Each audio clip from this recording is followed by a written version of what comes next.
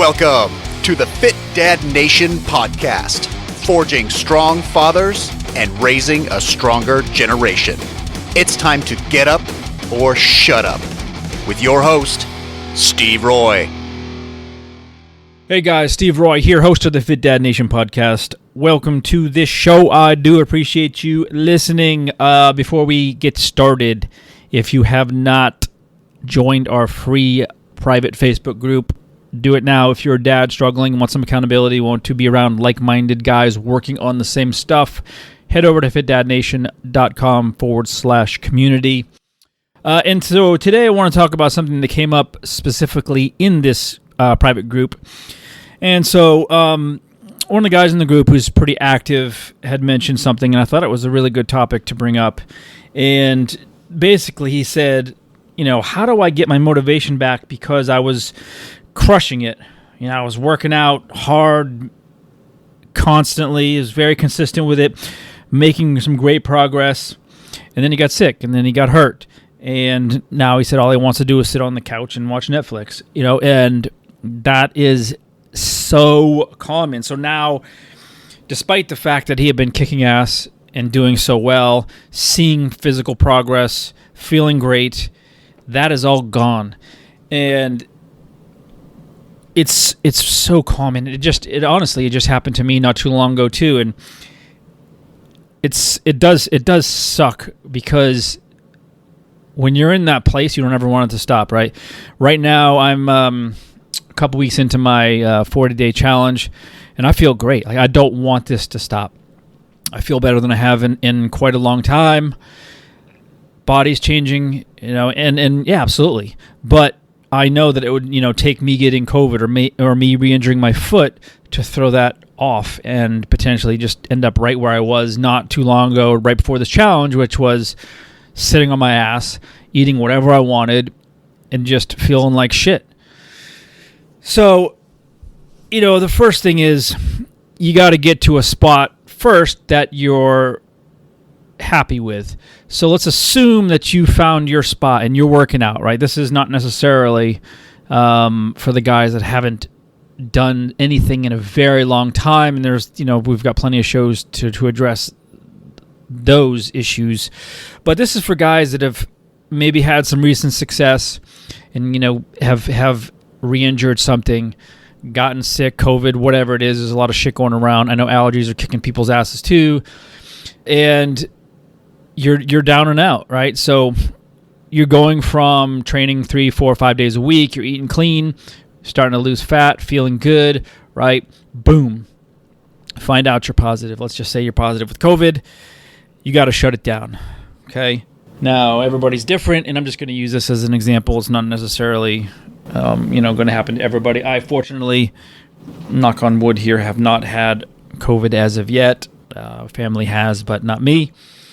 And everything stops, right? Your consistent routine, all the healthy foods, the prepping, the shopping, getting all the foods ready, being excited about your workout every day, right? Those are all really great things, and that's where some of you are, and that's where I am right now.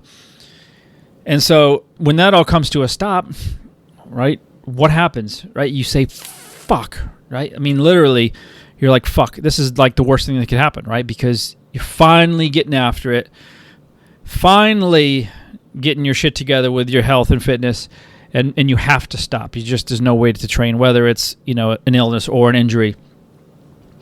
And the first thing that we do is we go right back to our comfort zones. I don't know. I mean, I know very few people, and I'm not one of them, that will sustain an injury or get really, really sick and say, you know what, I'm doing so great. I'm going to continue this doing what I can do.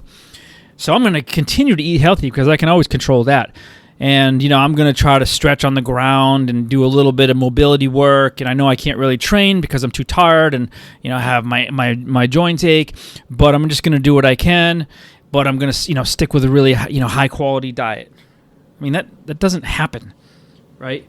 Because the first thing we want to do is comfort that. And by comforting that, we want to eat comfort food. That's the biggest thing, right? Happens to most of us, happens to me. You go right back to your favorite foods that you've eaten your whole life, the Pop-Tarts, the cookies, the chips and salsa, the beers, whatever, the soda, all that stuff, because it makes you feel good. And that's not an accident, right? There's a reason why millions and millions and millions of people are addicted to this stuff, is because it's engineered that way. It's absolutely delicious. It's engineered in a lab to really hit all those sensitive points on your palate and make you want more. And so that's typically what happens. So you go back to eating comfort foods and you're like, damn, these things taste pretty good. And I will say that in a perfect world, you want to be in a place where eating McDonald's cheeseburger, eating a Pop-Tart, having a sip of Dr. Pepper tastes horrible. Like, that's where you want to be, because your taste buds have changed enough where they're so used to high quality foods, unprocessed foods, that all that really processed stuff tastes terrible. Problem is, it's usually flipped, right? People are like, oh, this is bland, broccoli is boring, rice is boring, potato is boring, but we want the salty, we want the sweet that we're so used to eating. And it's hard. It is hard to get there, but it is possible. I've been there many, many times where you actually crave healthy foods and your body does not want the junk. Again, that could take a long time, but it does happen. But that's where you want to be, because if you're always craving the junk, you drive by Wendy's and you're like, oh my God, I want that so bad, right?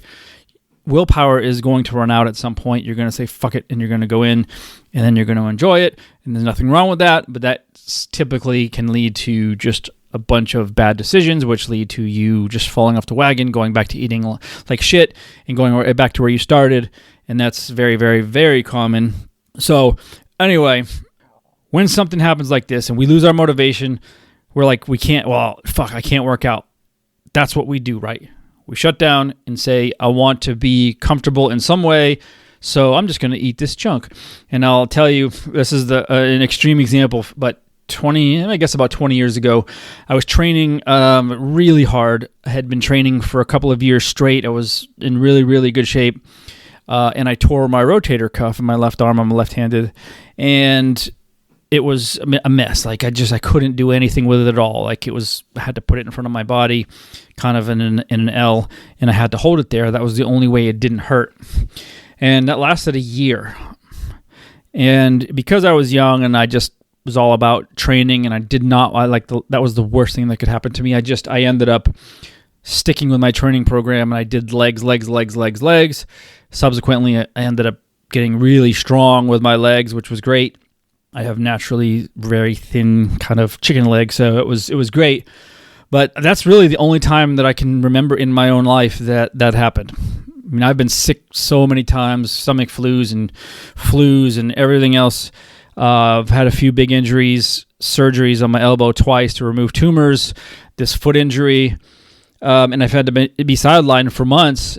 And as far as I can remember, I've always gone right to comfort. Yeah, and it's lasted a couple of months. And when you have been eating junky foods, hitting those pleasure points, which is, there's something released, serotonin in your brain is released when you get that first sip of Dr. Pepper, or that first rush of that bite of a blueberry Pop-Tart, just that sugar rush, and it tastes so good and it feels good that you just keep going, and that's what happens. And that's what happened to me month, and so that would turn into months. And when I finally got better or healed, I was able to work out again. I didn't want to. I didn't want to do that because I was enjoying being basically lazy and eating whatever I wanted, right? Because we're always going to follow the path of least resistance. That's just, unfortunately, our nature. I feel like we're very lazy creatures, and I'm no different. So yeah, I didn't want to work out. I mean, I did not want to work out. This past time, coming off my foot injury, I was really down and out. I did not want to do shit. I'm like, I can't play pickleball. I can't do a lot. I'm just sitting on my ass all the time because I can't put any pressure on my foot. So I'm just gonna say screw it. And that's exactly what I did. I ate like shit for months and months, and I felt horrible. I put on 15 or 20 pounds of fat. I felt horrible. I was moving really poorly, like just awful. I mean, just embarrassing to even admit it. But, like sitting on the bed, bending over to put on my socks. I'm like, oh my God, like, why is this so hard? And this shouldn't happen. I mean, obviously, this is my career and this is what I do for a living. So for the average guy, it's not great. But for someone in this industry, it's 10 times worse, in my opinion. And I'm like, this is fucking horrible. And so I felt so crappy finally that I decided that I had to change something, even though I was okay just a few weeks ago, sucking down Cokes. I mean, I was drinking a couple Cokes a day, eating fast food again, just kind of doing whatever. But I started to feel really lousy, like all day. I just felt lousy. And I was sleeping even worse. Like my sleep was horrible. I had really bad heartburn. And but the motivation wasn't there. Like so for me, and this is going to be different for everybody, but for me, I have to really, truly change something in my life for that to change. So I'm not just going to wake up one day, and most guys are the same way. You're not going to wake up one day after just eating and losing all your motivation, eating junk, feeling kind of stuck and kind of comfortable because that stuff is delicious. And then saying, you know what, I have to get my motivation back. I have to get that fire back, and I have to get back on it, right? It's not always as easy as just saying that and then just doing it, right? Because everything in our body at that point wants to stay where we're at. We want to stay lazy and fat. We don't want to put in the work that we know, that our brain knows is going to take to turn this all around, because, it's a lot easier to get fatter and fatter and fatter than it is to start trimming off that fat and getting muscular and feeling good. It's just, obviously, I wish it was the reverse, but it's not. So you have to find something bigger than you.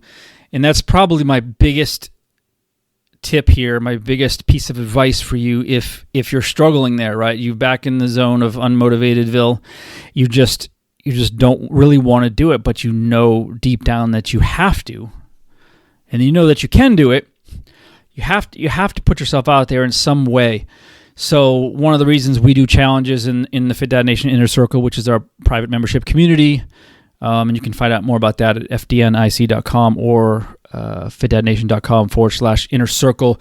We do different challenges every month because what I'm looking for is not, hey, this 30 days, I'm going to get you jacked in 30 days and you're going to be ripped. That's not what I believe. But what I do believe is that any particular challenge on any particular day with any particular guy can be the catalyst to change your life, to make bigger changes. I've had so many guys make really big changes in their life because of a challenge, not necessarily the challenge itself, but what it created for them, the spark that hit them. Like I remember having some guys after we did an intermittent fasting challenge a while back, and some guys reached out and they're like, "This is it for me. Like this is what I was missing. Like I always struggled with training. I struggled with eating. I was eating late at night, and all I did was incorporate some intermittent fasting. Right, nothing too crazy, but I found that it really, really works for me, and now I'm running with it, and I've lost 15 pounds, and I'm not going to change it.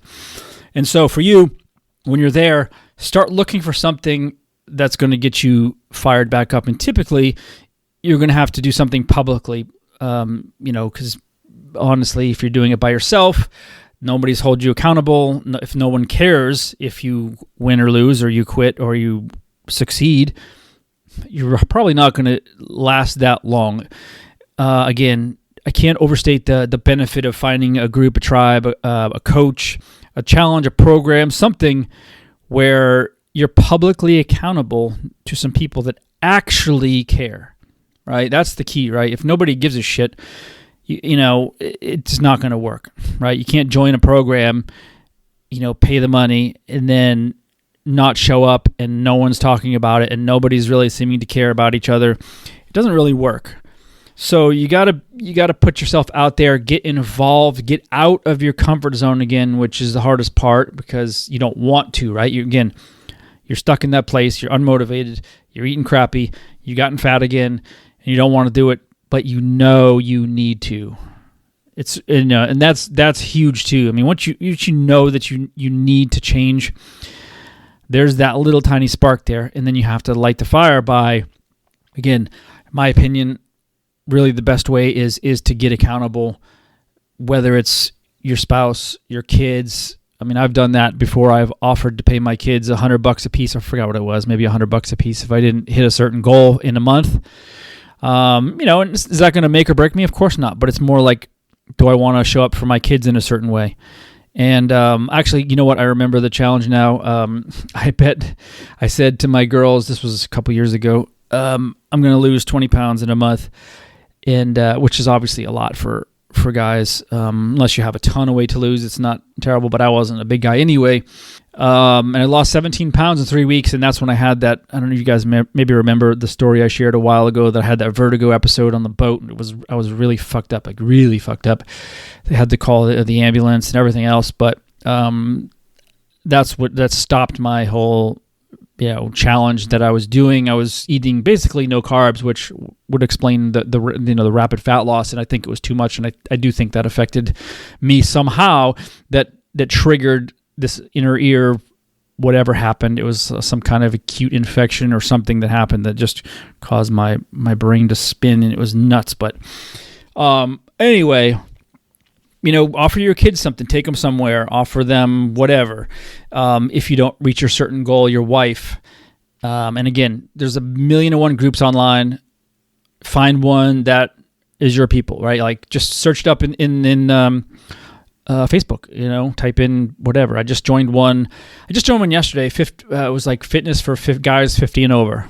So I joined. There's a bunch of guys in there, like, I don't know, 30, 40, 50,000. There's a lot of people in there. And I log in, and it's all just a bunch of dudes with their shirts off, flexing and lifting weights. Like, it's just, and there's a few comments, and you'd think, 60,000 or 50,000 people in here should be way more active. But it was just a bunch of dudes showing off, and to me, that's not my people. So I left the group, and you got to find yours, right? Just whether it's our community, whether it's somebody else's. There's a lot of great communities for guys, for dads, and you'll know when you're there, right? We don't, in our groups, we don't do that. Like, that's just not our thing, right? We want to look better, of course. We want to be stronger, of course, but we're not looking to post a bunch of selfies with no shirts. And letting our ego get in the way. It's just not how I operate my business and my groups, and I don't really have a lot of patience for that. It's just not my thing. But anyway, find your group. But just understand that when you get there, and I'm backtracking a little bit. When you get to a point where you've lost all your motivation, despite all the success that you were recently having, you just have to get out of your comfort zone. And again, it's really not a matter of snapping your fingers, making a quick decision and be like, you know what?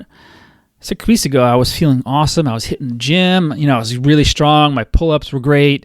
Deadlift was strong. I'm just going to start again and let's go, right?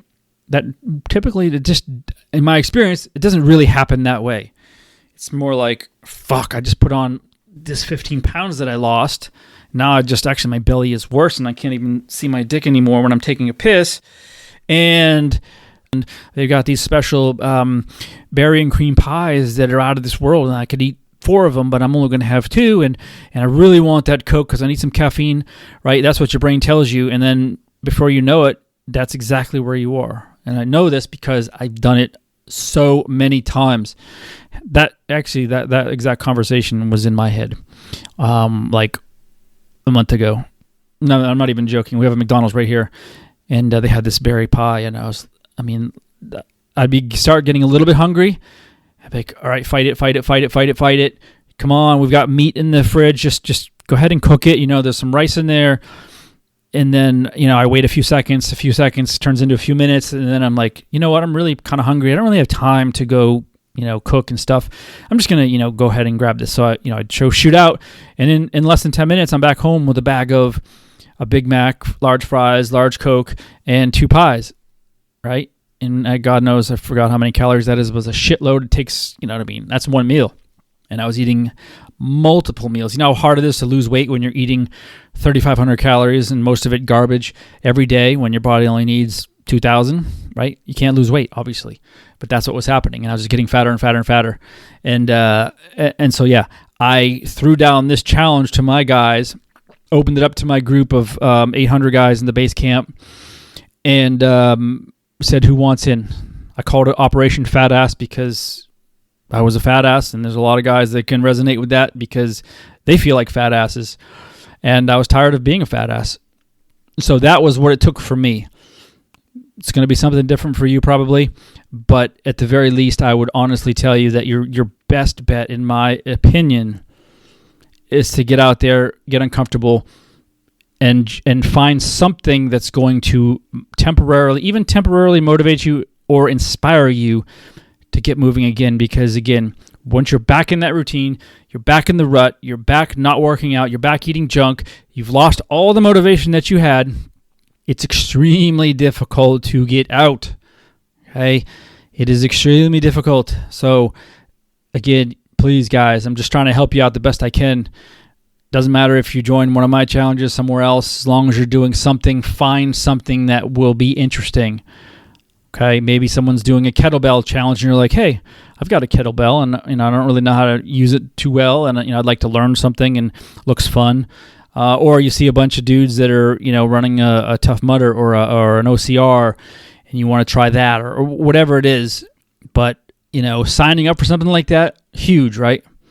Sign up for something that's a month out, 2 months out, 3 months out, something that's going to actually force you to do the work.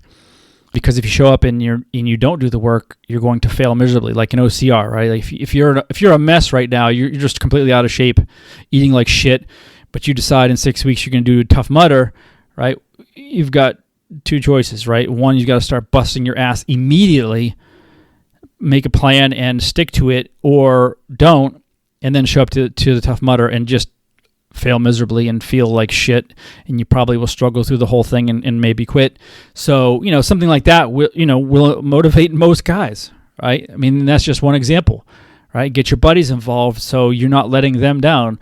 Ironically, a lot of the guys in our group will reach out to me and say, I really wanted to quit, but I didn't because of so-and-so. He's my partner through this, and I didn't want to let him down, or I didn't want to let the guys in the group down, even though I don't really want to do the work.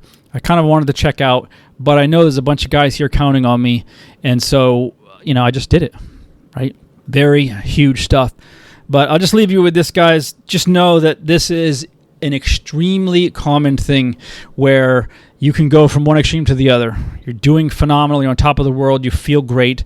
Something acute happens, you get sick or you get hurt, and you're out. You're done, right? 9 times out of 10, you're going to go right back to where you were, comfort zone, sitting around, enjoying sitting on your ass, watching, Sons of Anarchy reruns or Game of Thrones or whatever's on, Ozark, right? Just understand that does happen. You don't feel like a loser. Don't feel like a piece of shit, because it happens to everybody. It happens to me. Again, I've been teaching this. I've been coaching since 1997. You'd think, oh, this guy, he never fucks up. He's always on it. He knows what he's doing, and that's wrong, right? I like to think I know what I'm doing, but I certainly struggle with so many of the same things that the rest of us struggle with. I really do. And, that's why I share this stuff with you guys, is because it's too easy to get caught up in all these phony, Instagram influencers and fitness gurus that preach one thing and we don't really know how they're living. But, I'm almost 51 here. We've got 2 teenage daughters that honestly are causing a lot of stress. I mean, I wouldn't change it for the world, but anybody with teenage daughters know there's a lot of trauma and stress, and I don't do well with it.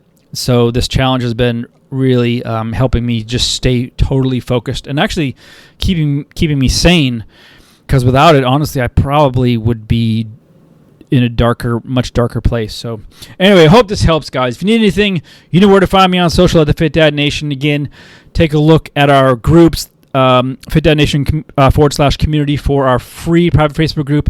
If you want to become part or check out our brotherhood, fdnic.com. That stands for Fit Dad Nation Inner Circle. We will catch up with you next time. Thanks for joining us. And remember, if you want more information, check out the Fit Dad Basecamp group on Facebook. And don't forget to stop by fitdadnation.com. Until next time, keep kicking ass and taking the next step. You can do this, Dad.